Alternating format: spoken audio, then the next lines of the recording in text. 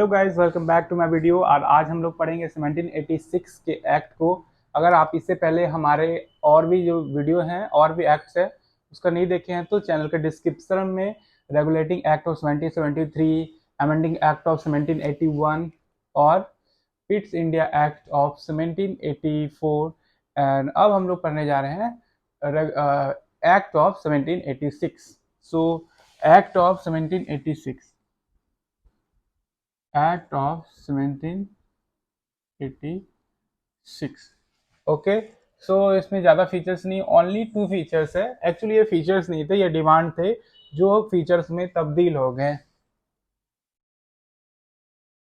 In 1786 Lord Cornwallis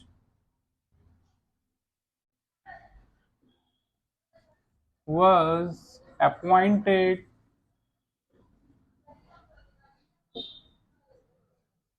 as Governor General of Bengal।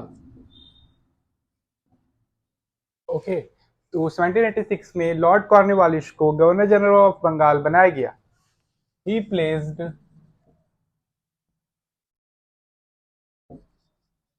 two demands to accept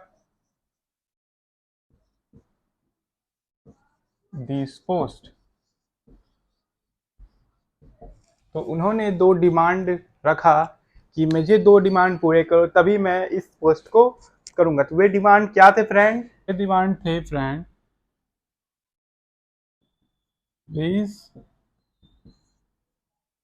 he should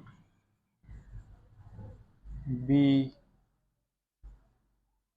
power to override the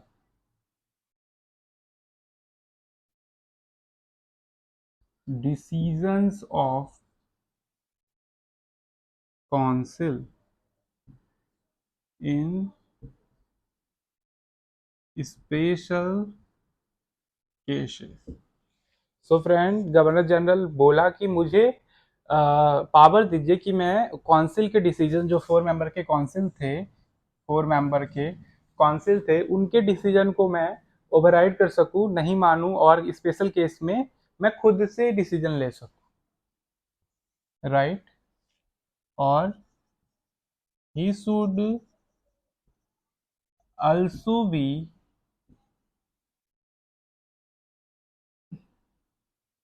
commander in chief। जो वे commander of chief भी रहेंगे, वे governor general भी रहेंगे और साथ साथ commander in chief भी रहेंगे। ये 2 उनके शर्तें थे। Accordingly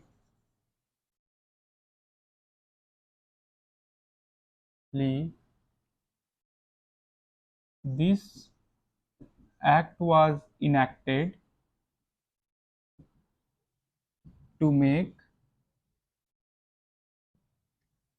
both provisions। तो फाइनली फ्रेंड ये एक्ट भी पास हो गया और दोनों जो प्रोविजंस था उसको मान लिया गया।